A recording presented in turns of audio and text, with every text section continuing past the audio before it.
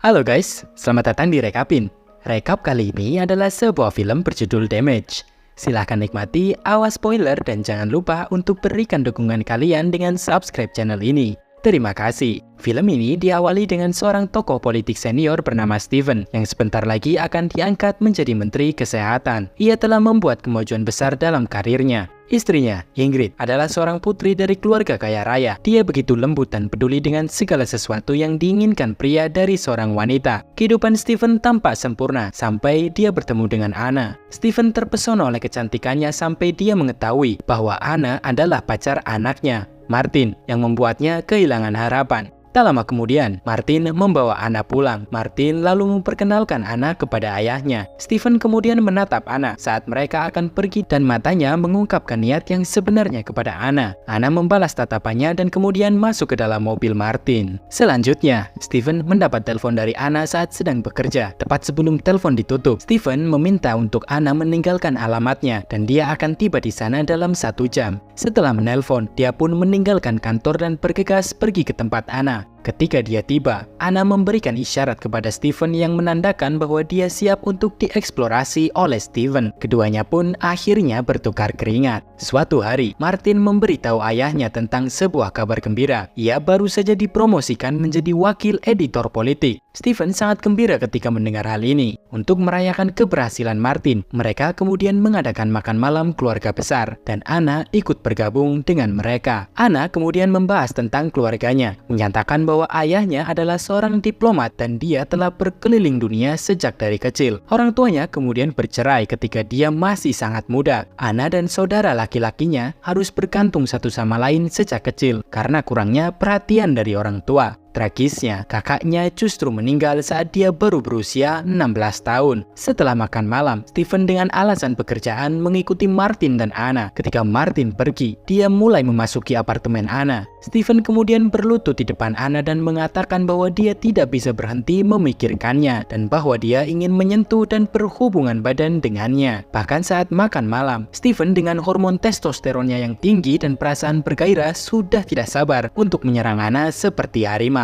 Setelah bertukar keringat, Anna kemudian menceritakan alasan kematian kakaknya. Ia menjelaskan bahwa hubungan antara dia dan kakaknya sangat dekat. Kakaknya bahkan ingin Anna putus dari cinta pertamanya, Peter, dan berharap memilikinya untuk dirinya sendiri. Hal ini membuat Anna sangat patah hati dan parahnya kakaknya justru memilih untuk mengakhiri hidupnya sendiri ketika Anna menolak permintaannya. Suatu hari, Ingrid memberitahu Steven bahwa Martin sedang berada di Paris bersama Anna. Ketika mendengar hal ini, dia tertegun. Steven begitu putus asa terhadap Anna. Ia tidak bisa berkonsentrasi pada konferensi yang tengah ia jalani karena ia hanya memikirkan Anna. Ia pun segera bertolak ke Paris setelah konferensi. Ketika dia tiba, dia memanggil Anna dan menyuruhnya untuk menemuinya di depan sebuah gereja. Akhirnya, Steven yang putus asa pun bertemu dengan Anna. Dia mulai menciumnya dengan penuh gairah di sebuah gang dan terus mengatakan betapa dia sangat mencintai Anna. Sayangnya, Anna harus kembali ke hotel sebelum Martin menjadi curiga. Steven pun kemudian membuat reservasi di seberang hotel mereka. Dia pun pingsan dalam kesedihan di tempat tidur saat dia melihat Anna bermesraan dengan Martin. Ketika mereka kembali ke rumah, Steven memberitahu Anna bahwa dia akan meninggalkan istrinya untuk bersamanya. Anna pun terkejut dan tidak menyetujui rencananya. Dia lalu memperingatkan Steven bahwa Martin akan membencinya dan menghancurkan kehidupan yang baik yang telah dia bangun bersama dengan Ingrid. Anna pun menyarankan untuk melanjutkan hubungan cinta mereka secara rahasia saja.